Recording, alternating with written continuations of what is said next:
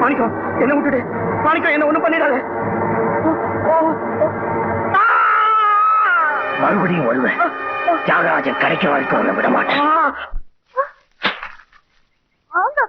ஏமாத்துறா.